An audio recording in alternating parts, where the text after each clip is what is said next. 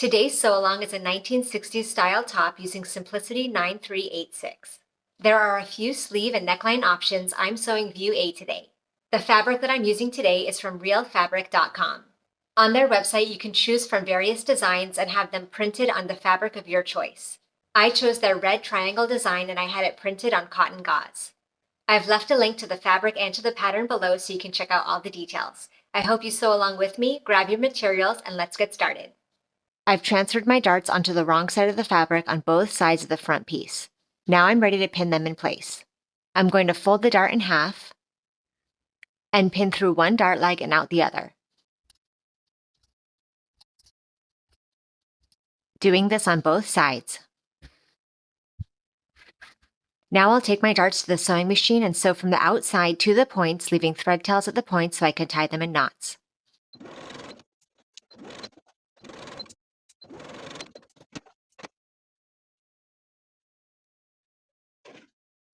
And then press your darts downward. Then we can pin the darts at the top of our back bodices in the same way as we did for the front darts. Sew from the top outer edge to the point and tie your thread tails. And then press your darts toward the neckline. I use the back interfacing pattern piece to cut a strip of interfacing and apply it to the center back edge, aligning the raw edges of the interfacing and the back bodice. And I've done this for both back bodice pieces. To finish this raw edge, I'm going to take it to my serger and serge from top to bottom. Doing this along both center backs. Now I'm going to take these pieces to the ironing board and press those finished edges to the wrong side by 1/4 of an inch. And once those edges are pressed, I'm going to sew them in place with the sewing machine, edge stitching close to my finishing stitches from top to bottom for both pieces.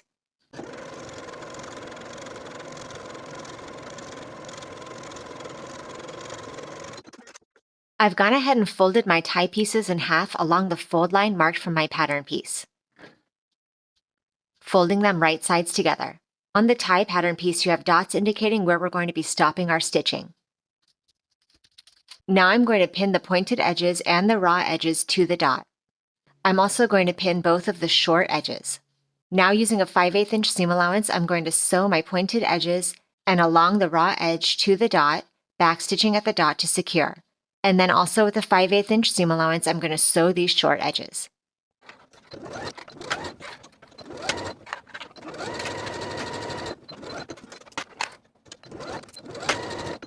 Now at those dotted points where we stopped our stitching, we're going to use sharp scissors to clip to the dot and not beyond.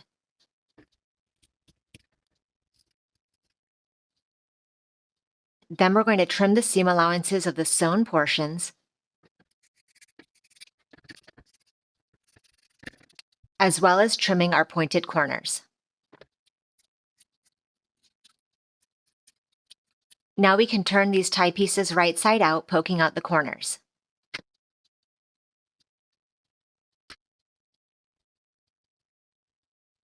And then give both of the tie pieces a good press. Place your front and back bodice pieces right sides together and pin along the shoulders and the side seams on both sides. Sew your shoulders and your side seams with a 5/8 inch seam allowance and finish your seams.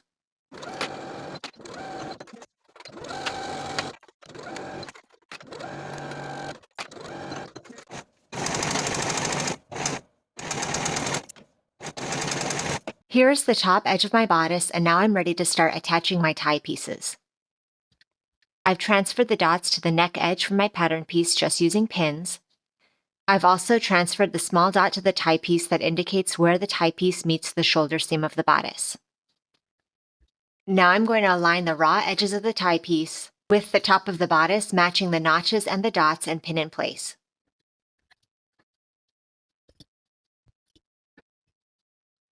Doing this on both sides.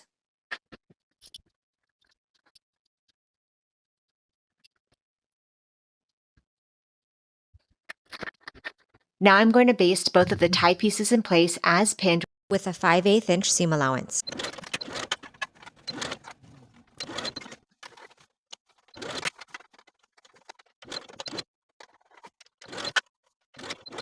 Apply interfacing to the wrong sides of your front and back facing pieces. Then place these pieces right sides together, matching your notches. and pin in place. Sew both seams with a 5/8 inch seam allowance and press your seams open. I've gone ahead and used my serger to finish the outside edges of the facing all the way around. Now I'm going to turn this piece over and fold those serged edges to the wrong side by 1/4 inch and then stitch along those finished edges all the way around.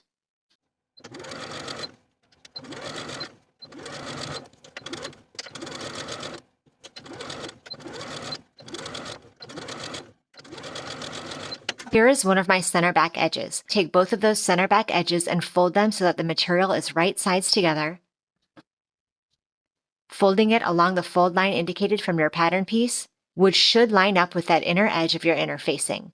Do this again for both back bodice pieces. Now here are the full neck edges of both of my bodice pieces. And I'm going to start attaching my facing. Place the facing and the top edge of the bodice right sides together, and I'm going to pin in place matching my raw edges and my notches, sandwiching the collar in between.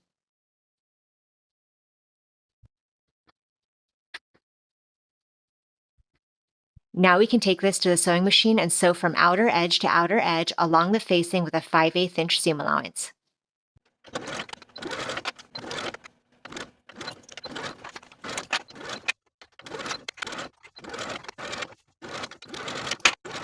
Now we can trim this seam and clip the corners, and also make a few clips into the curves of the neckline, clipping close to but not through your stitching line.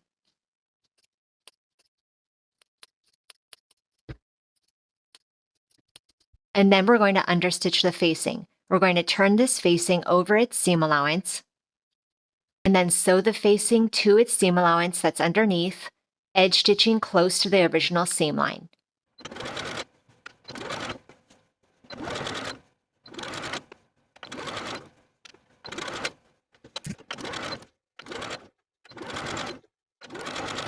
And then we can turn our facing fully to the inside of the garment, and also turn those center back facings right side out, poking out the corners. Here is the top of my back piece where the center back facing overlaps the neckline facing. Using a needle and thread, I'm going to slip stitch that overlapping area.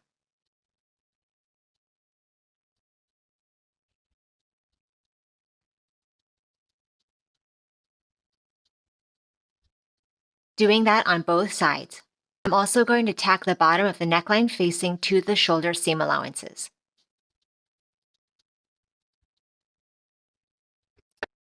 Again, doing that at both shoulder seams. Now I'm going to baste the easing stitches into the top of the sleeve cap. I'm going to sew from single notch to double notch with about a 1/2 inch seam allowance using the longest stitch on my machine. And I'm going to leave thread tails at both ends so that I have threads to pull for easing. Do this for the tops of both sleeves.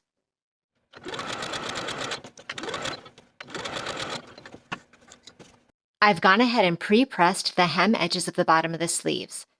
I pressed the raw edge to the wrong side by 1/4 inch, and then pressed it once again to the wrong side by an additional 1 inch. And I've done this for the bottoms of both sleeves. Now I'm going to open out those folded edges and place the short ends of the sleeves right sides together and pin in place. Doing this for both sleeves. Sew the underarm seams with a 5/8 inch seam allowance and finish your seams.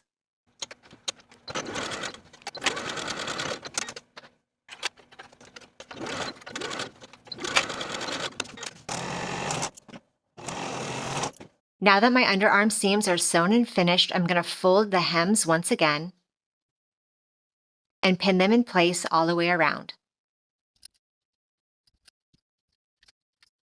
Now I'm going to sew those hems in place, edge stitching close to those inner folds all the way around.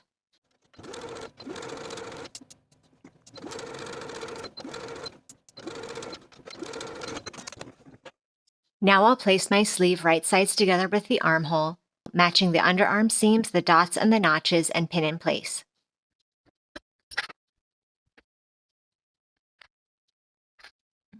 Then I'll start pulling my easing stitches to fit the sleeve into the armhole from the notch to the top of the shoulder seam. Once that portion fits, I'll pin that in place.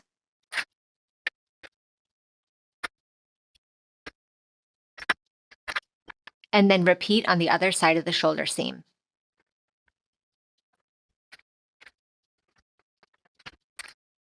Now I can take this to the sewing machine and sew the sleeve in place with the 5/8 inch seam allowance and then finish my seams.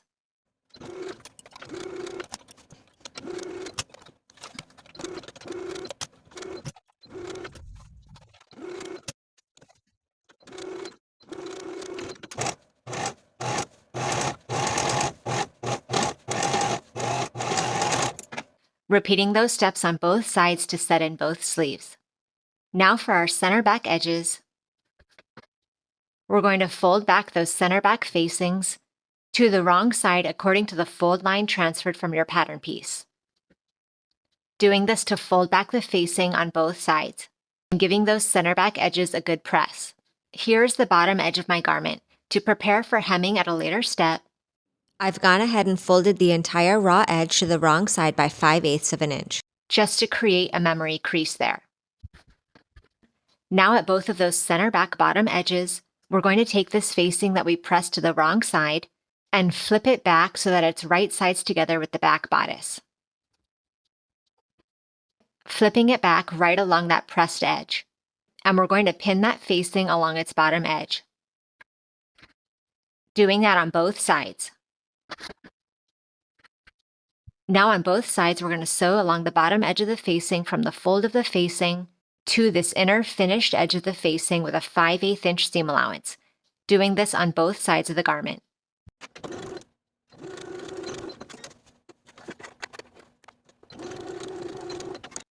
And then trim those bottom seam allowances. On both sides. Now you can turn that facing to the right side once again, poking out those corners. I've gone ahead and pressed the entire bottom edge of my garment to the wrong side by 5/8 of an inch, which should align with the hem that we started when we finished this bottom edge of the facing. Now I'm going to do a rolled hem all the way across. I'm going to take the raw edge of the material and tuck it to the crease that we made with the iron, and then roll that on the crease and pin in place all the way across.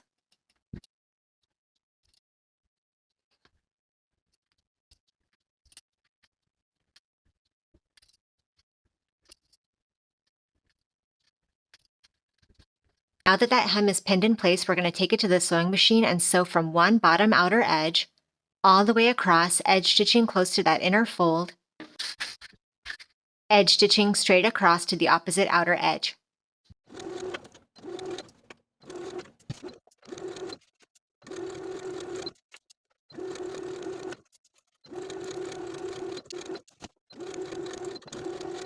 I've transferred my buttonhole placements from my back bodice pattern piece to my left center back, and now I'm ready to sew my 5 buttonholes.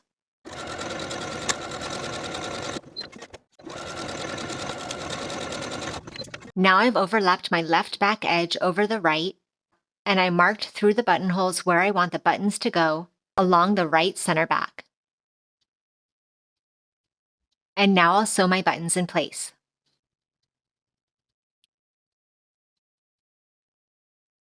And once those buttons are in place, your blouse is complete. Thank you for watching this sew along. Check out the rest of my video library for more great sewing inspiration, and I'll see you in the next video.